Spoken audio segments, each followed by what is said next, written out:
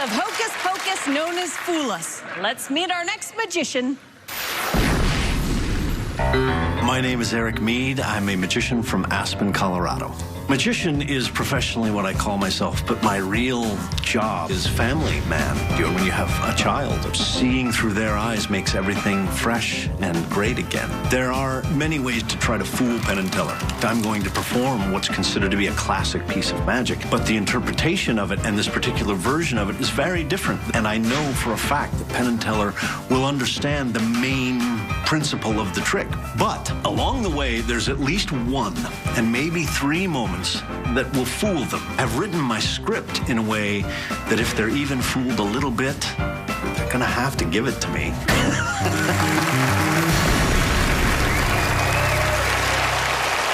Please welcome Eric Mead.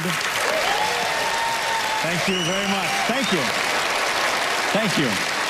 It's probably just a coincidence that the man who first told me the 90-10 rule of magic works behind the scenes on this very program.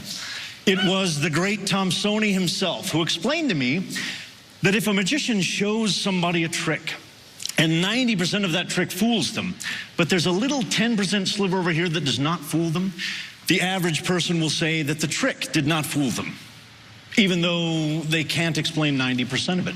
Contrary-wise, if that same magician shows that same trick to his fellow conjurers, it only takes that 10% sliver for them to admit that they were fooled.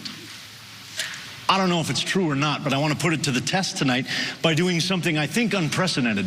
I'm going to explain in advance how most of the trick you're about to see works. First of all, gentlemen, you can take notes if you want to. First of all, there's a principle at the center of this trick that you will certainly recognize. It's at least 400 years old, probably much older. And you yourselves have used versions of it on this very stage, so I'm sure that you'll recognize what that is immediately. Secondly, you will see some sleight of hand, and I know that you know what sleight of hand looks like, so I concede all of that. There will be a little bit, just a little bit, of verbal misdirection, which may or may not have already begun. And finally, actually, that's it. That is, truthfully, honestly, at least 90% of what you're about to see. I'm not interested in that 90%, nor should you be.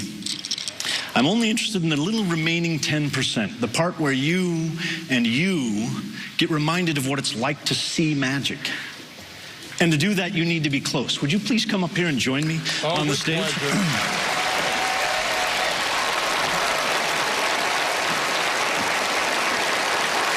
Welcome. Oh, man.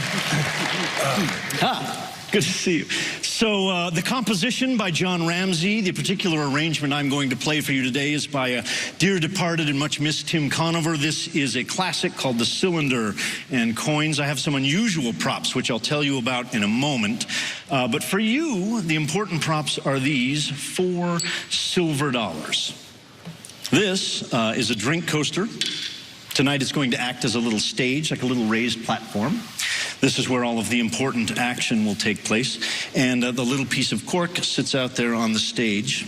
The cork is just the end of a wine cork that I shaved off with a knife, just a little piece of cork. It will play the role of the MacGuffin, if you're familiar with that term, and be hidden inside the little cylinder. Oh, and the cylinder, I should tell you, is just a little strap. You can take that off of there. It's a little strap of leather that's had its ends stitched together. It's hollow.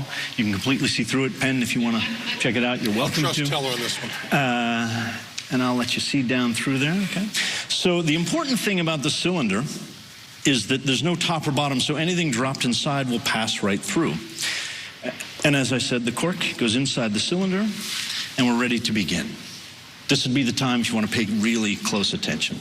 1, 2, 3, 4 coins. The idea, very simply, one by one, I'm going to take these coins and I'm going to make them disappear, each in a different way. The first one, the wand passes through my hand like this, and that coin sort of melts from my hand and appears down inside the cylinder, even though you're staring at the cylinder and it's right out in the open. 3 coins left behind. 1, 2, 3. Nothing else in my hands. That's number 1, that's number 2, and that third one Wait, there it goes. That third one, just a little like that. It disappears completely. Now, you're very polite. A lot of times when I do this for non-magicians, they'll grab hold of my wrist at this point and start looking at my skin to see if there's a slit or a pocket or something. There's not, but I can make it look like I have, like if I make a little fake incision right here in the back and I push down, that coin goes right through to the inside. Or I could push it down inside and then touch it with the magic wand and it instantly disappears down inside the little cylinder. That leaves just this one, the final coin. And we'll do it like this, from my left hand over, actually since the last one, let's do it right-handed, long distance. From the tip of the wand, it goes like this across the table, and it disappears down inside the little cylinder. And just so you have something interesting to talk about when you go back over there, I could not have dropped them in because they are resting underneath that little piece of cork. Thank you very much. I feel like I'm running out of time here. Thank you very much. So I want to do this last part very quickly. We'll do the whole thing in reverse. The little piece of cork goes in my hand, the coins inside the cylinder. Did I say coins? The coins, I'll leave them sticking out there, right? The little piece of cork is in my hand, the coins, to the last second you see them inside the cylinder, and then we travel back in time to where one of those coins was right here at my fingertips. That's coin number 1. A second coin out there in the air, that's number 2. Don't blink, that's number 3. 3 coins from nowhere. Of course, we didn't start with 3, we started with 4.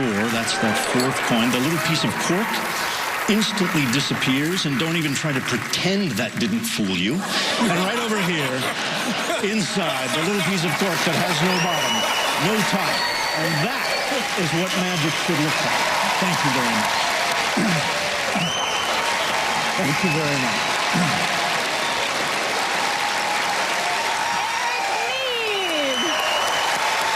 Thank you. That was incredible. Thank you very much. That's fun.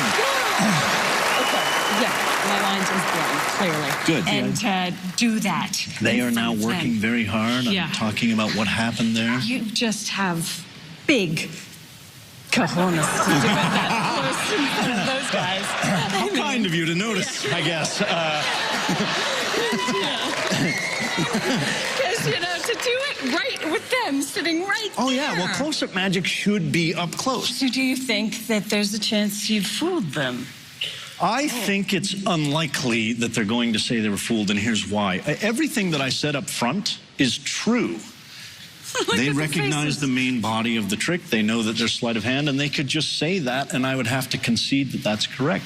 So the question is, would they... The question is, where do they draw the line? If I'm certain there are a couple of beats along the way that were puzzling or mystifying to them.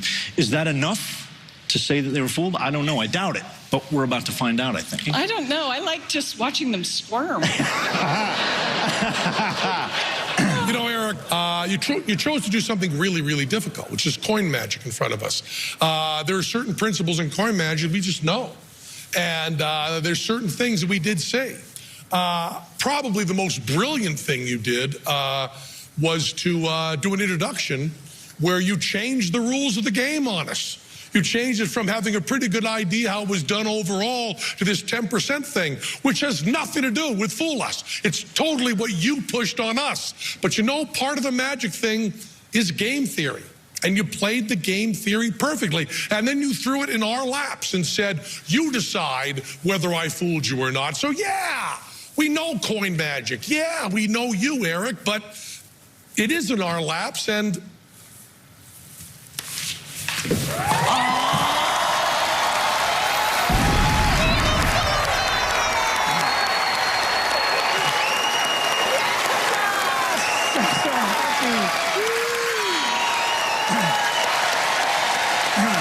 Thank you very much. Well, Eric Mead, ladies and gentlemen. Yes.